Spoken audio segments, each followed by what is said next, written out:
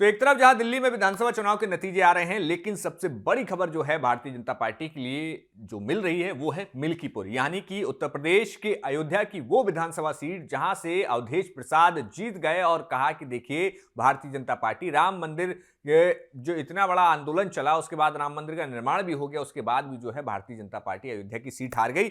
लेकिन अब यहां पर भारतीय जनता पार्टी जीत चुकी है। जी हां, जो आंकड़े सामने आ रहे हैं उसमें बिल्कुल साफ हो गया है कि अब मिल्कीपुर में भारतीय जनता पार्टी ही जीत चुकी है और वहां से अब जो है भारतीय जनता पार्टी के विधायक जो हैं चंद्रभानु पासवान होंगे। हमारे साथ गौरव है। गौरव, क्या है रीजन, क्या रहा भाई? मिल्कीपुर समाजवादी पार्टी आखिर अवधेश प्रसाद को इतना सब कुछ सम्मान दिया अखिलेश यादव ने, लेकिन वोटर जो थे वो क्या कारण रहा कि समाजवादी पार्टी के बजाय भारतीय जनता पार्टी की तरफ चले गए?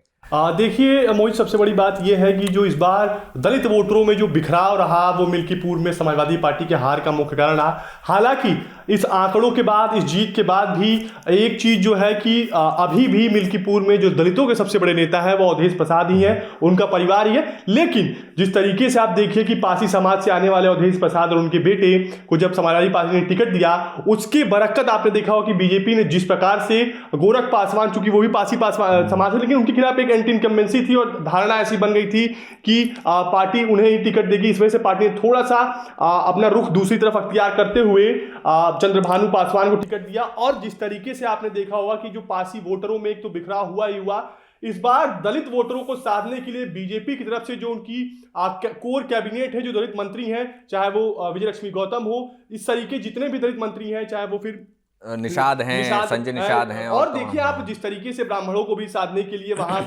लोकल लेवल पर खब्बू तिवारी को लाया गया, तो देखिए पूरा जातीय समीकरण को साधने के लिए बीजेपी पूरे तरीके से आश्वस्त थी। और एक चीज जो देखने को मिला कि लोकसभा चुनाव जीतने के बाद जहां समाजवादी पार्टी आत्मविश्वास से अति आत्मविश्वास से लबरेज नजर आई, तो वहीं भारतीय जनता पार्टी ने जुलाई से ही वहां तैयारियां शुरू कर दी। और आप देखिए कि उसका नतीजा निकलकर सामने आया कि भारतीय जनता पार्टी ये सीट जीतने में कामयाब रही और समाजवादी पार्टी के किले को ध्वस्त करने में कामयाब। अच्छा, यहाँ पे एक चीज और नजर आती है कि जिस तरीके से यहाँ पर समाजवादी पार्टी ने जो 9 सीटों पर जब प्रत्याशियों का ऐलान हुआ था, तो 1 से 2 महीने पहले ही अजीत प्रसाद के नाम का ऐलान कर दिया था। तो कहीं ना कहीं ये भी लगता है कि समाजवादी पार्टी को बहुत पहले से अपना प्रत्याशी घोषित करना, कहीं वो भी नेगेटिव तो नहीं चला गया? क्योंकि बार बार परिवारवाद का आरोप लग गया कि भाई अवधेश प्रसाद होंगे, फिर उसके बाद विधायक उनके बेटे होंगे। ये इसका कितना फैक्टर मानते हैं? जब कटहरी में विधानसभा का उपचुनाव हो रहा था, तो वहां जो लालजी वर्मा है, जब उनकी पत्नी को टिकट दिया गया, तो वहां जो जिले की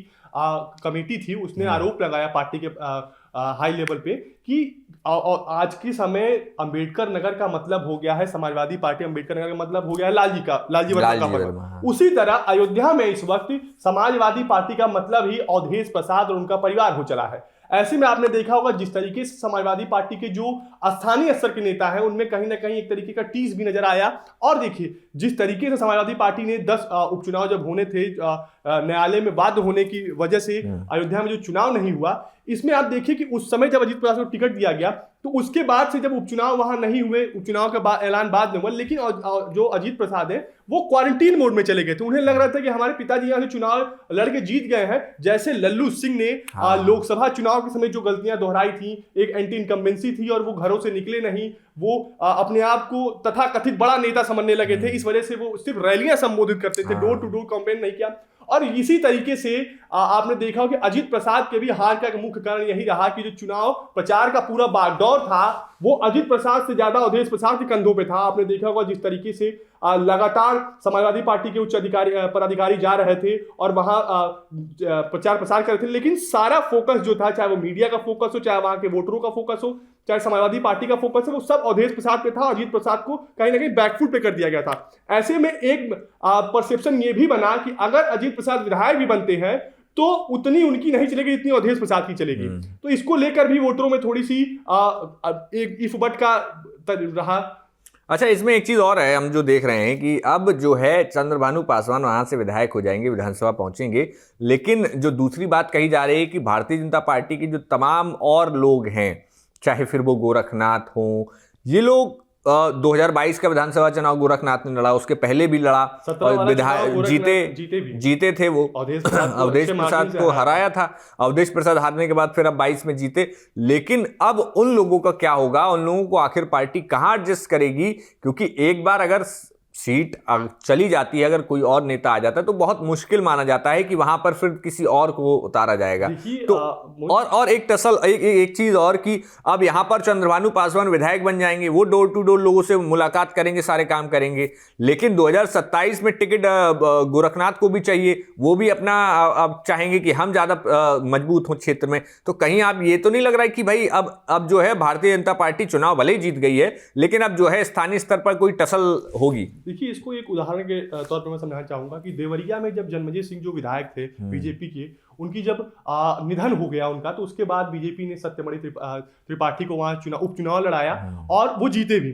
लेकिन जब 2022 का विधानसभा चुनाव हुआ तो वहां सलमणि त्रिपाठी को टिकट दिया गया। तो बीजेपी में कोई इफबट की समाजवादी पार्टी नहीं है, ये भारतीय जनता पार्टी है। और यहाँ राजनीति थोड़ा अलग तरीके से होता है। आपने देखा जिस प्रकार से चाहे गोरखनाथ पासवान हो, इन लोगों को मनाने के लिए भले सूर्य प्रताप शाही, स्वतंत्र देव सिंह सरीखे नेता के, चाहे वो महावीर त्यागी को मनाने गए हो, लेकिन एक मैसेज भी दिया गया कि अगर आप भारतीय जनता पार्टी प्रत्याशी का समर्थन नहीं करेंगे तो आने वाले वक्त में आपको कहीं ना कहीं नुकसान पहुंच सकता है। एक तरीके का मैसेज भी दिया गया। हालांकि चूंकि गोरखनाथ जो पासवान है वो एक बार विधायक रह चुके हैं, थोड़ा उनके पास विधानसभा में और अपने क्षेत्र में काम करने का अनुभव है, तो एक जो दोनों के अंदर कोऑर्डिनेशन है, आपने प्रचार के समय भी देखा होगा कि गोरखनाथ पासवान लगातार क्षेत्र में चंद्रभानु के लिए प्रचार कर रहे थे और उन्हें जरूर कुछ ना कुछ आश्वस्त किया गया है। हो सकता है कि इस बार जो जिला अध्यक्ष की जो चुनाव होने वाले हैं उसमें उनको कुछ दे दिया जाए, या फिर आने वाले पंचायत चुनाव हो उसमें जिला पंचायत अध्यक्ष का पद दे दिया जाए, या फिर एमएलसी बनाया जाए। कोई ना कोई आश्वासन मिला है और इसको लेकर आश्वस्त नजर आए, क्योंकि जिस तरीके से वो प्रचार प्रसार कर रहे थे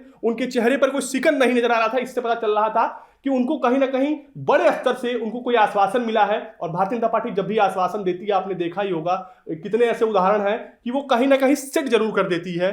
तो ऐसे में आपने देखा, ऐसे मैं इस बात से बिल्कुल वाकिफ नहीं रखता कि आने वाले समय में ऐसा कोई कंपटीशन चाहे चंद्रभानु और गोरखनाथ पासवान या फिर महावीर त्यागी जैसे नेताओं के बीच होने वाला है। अगर एंटी इनकम्बेंसी रहा 2027 के चुनाव से पहले, तो निश्चित तौर पे टिकट कट भी सकता है चंद्रभानु पासवान का। तो बिल्कुल ये पूरा विश्लेषण था। आप बताइए, आपको क्या लगता है आखिर चंद्रभानु पासवान की जीत के पीछे के क्या कारण थे, और अवधेश प्रसाद के बेटे अजीत प्रसाद की हार के पीछे क्या कारण थे, और तमाम जो समाजवादी पार्टी का स्ट्रक्चर है, अगर आप अयोध्या से हैं तो हमें जरूर बताइए कि आखिर वहां पर क्या फैक्टर है जो सबसे ज्यादा काम किया। तब तक देखते रहिए न्यूज नेशन। शुक्रिया।